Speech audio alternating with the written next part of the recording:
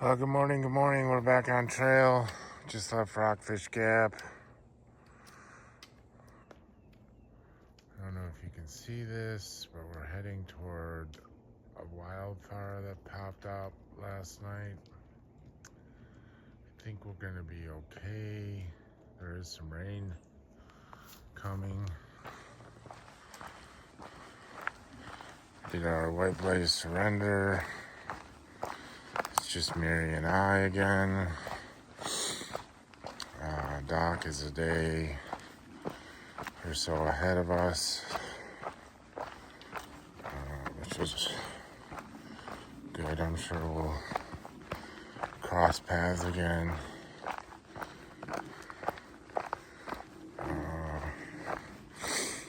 We just left Chuck and Judy's place. I can't even begin to explain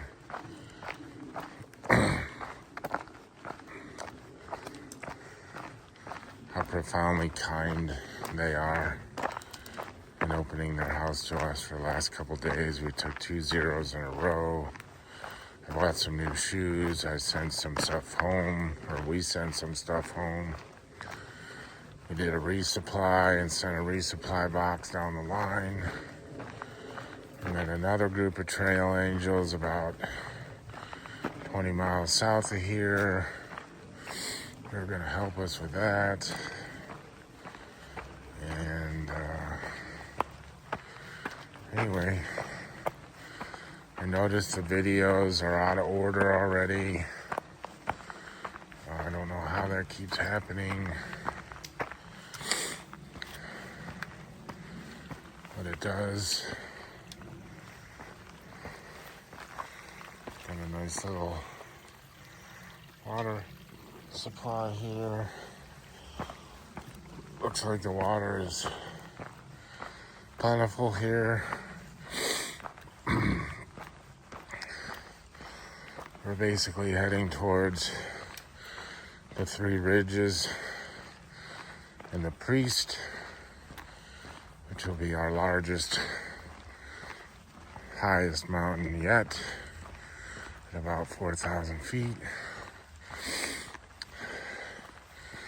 We have enough food to stay on trail for probably a week. We'll see how that goes. See how our bodies feel and all that jazz. Anyway, I'm gonna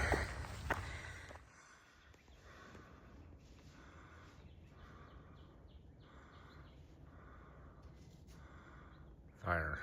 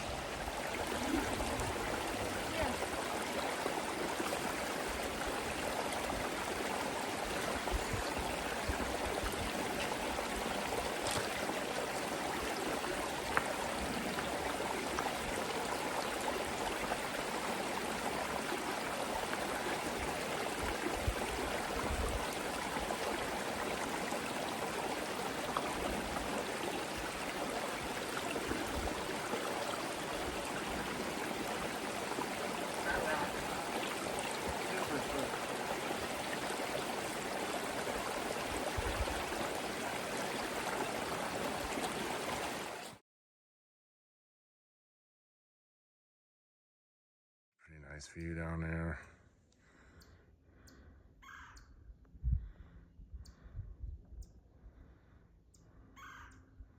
It's hard to see between the trees.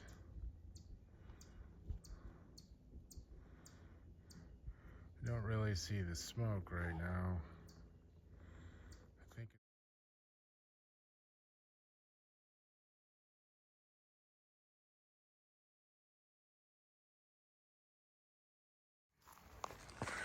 We're getting closer to the fire. I hear helicopters. We smell smoke a little bit, but talked to a couple people hiking the opposite way, and they said it was just smoldering.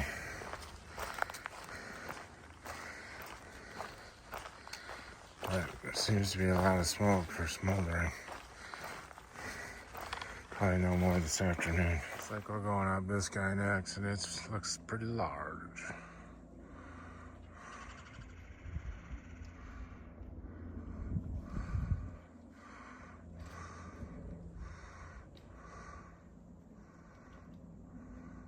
You know, I have this reoccurring thought that when people hear a reference to God, it's usually not a big deal, but if you throw Jesus into the mix, people cringe, and I was one of those people for a long time. I had no problem with a higher power or God, but you know, Jesus to me was something I just wasn't really ready to admit I needed or would succumb to. And I was talking a week ago or so about John 1 and Genesis 1, and I think once I got saved, that was a turning point when I read that Jesus and God are the same thing. I don't know why that's such a profound statement to me, or why it changed my life so much. It really did. And you know, in reading the Old Testament, Jesus shows up all over the Old Testament. He shows up in Genesis fighting Jacob. He shows up in front of Abraham with two other angels. There's, you know, obviously all kinds of prophecies about the Messiah, Jesus Christ. And, you know, even up here, when we try and pray with people, you know, I think most people can relate or be on board with the God word, but, you know, you say Jesus and it's like totally different, you know. It's just kind of a weird mindset. That's why reading the word, for me, is where the change takes place. You know, I grew up in church, and my family took us to church. I never had any sort of personal relationship with Jesus or anything close. It was all social. You know, and you know, people that go to church just because their parents went to church, kind of like our parents took us to church. And like, if you're not there for a personal relationship with Jesus, what's the point? I think churches have changed a lot over the last 56 years since I've been on this planet. And maybe it was long before that. Maybe it was right after Jesus was crucified. I think it was. Plus all the letters from Paul. You know, what I'm realizing on trail is how much I miss the reinforcement of the people that either disciple me or that I go to church with, or the body of Christ, or the people that I go to church with. I really miss it because I need it, because I struggle with myself, especially on trail. I have so much time to think. So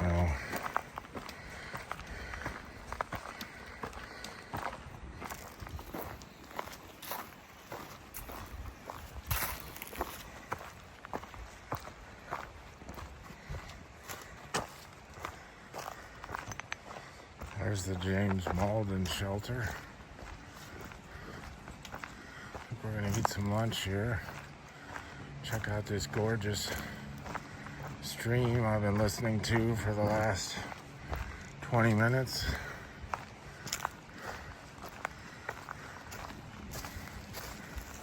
Get some weight out of our food. Shelter's nice.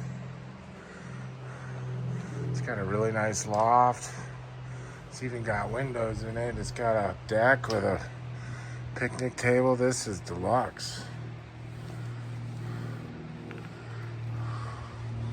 Paul C. Wolf, not the James whatever I called it.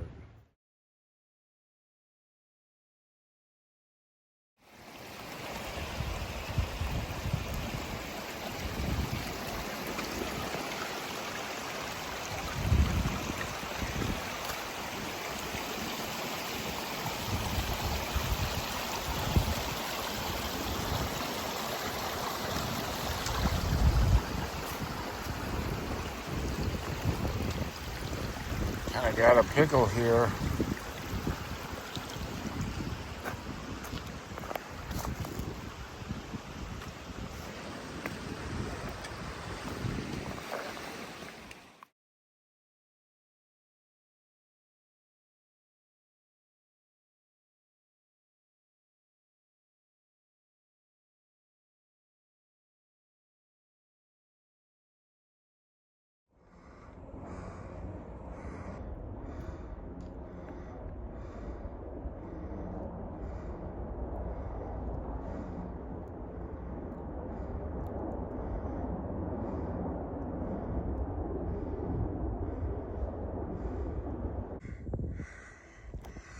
This helicopter has been running this valley the last 15 minutes. We saw him come in when we were eating lunch. The fire is over this ridge, maybe a mile or so, maybe more. Maybe they're taking water out of that pond over there. Yesterday there was video of them taking water out of a pond. There's a pond right there.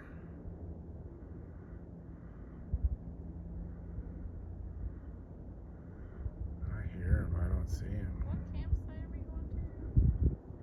The first one. It's the valley.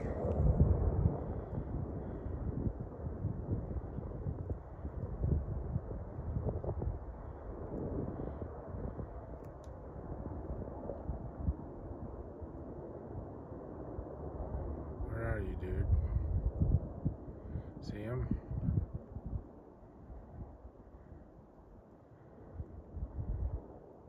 Hear him. I don't see him.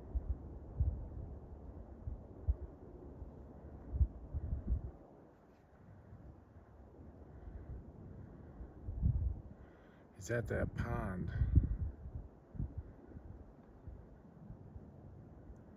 I don't see him now. Oh yeah, he's over the pond. I see him. It's hard to see.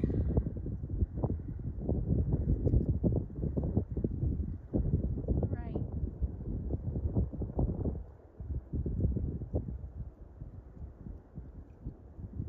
You see him?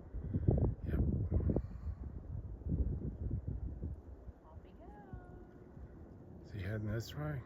No, I don't think so. How cool is that? See him?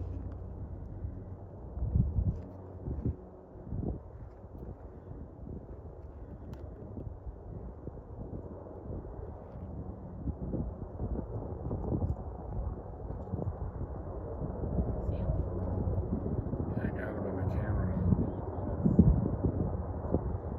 close.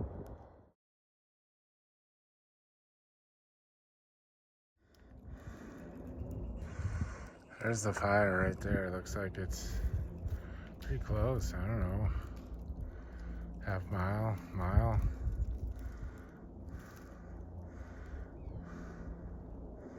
I really want to get some good footage of some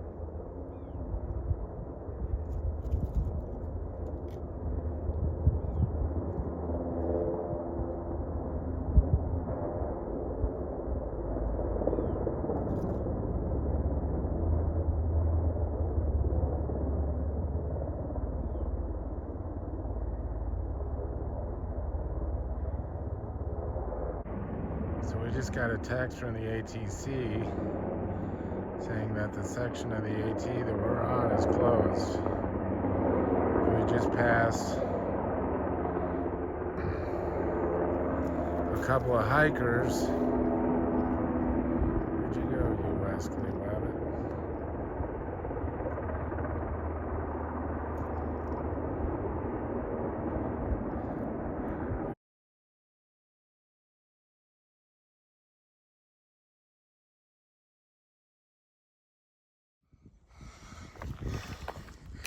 It's like the third time I've done that today. Hit the photo button, start talking, and get to the end, and I'm not recording anything. So we've gone 9.67 miles, something like that. We really need some water. Hey, babe.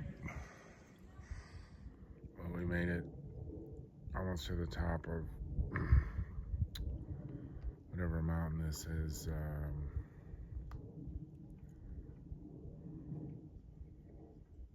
Whalebone. I don't know what it's called. Rock whale. I don't know. Anyway, we're a mile from the summit. Found a nice little camp spot. We're gonna camp here.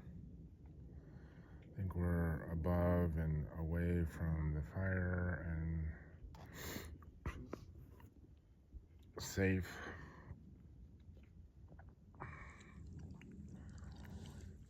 I mean, I don't think we're ever in danger, but those helicopters were pretty close to us.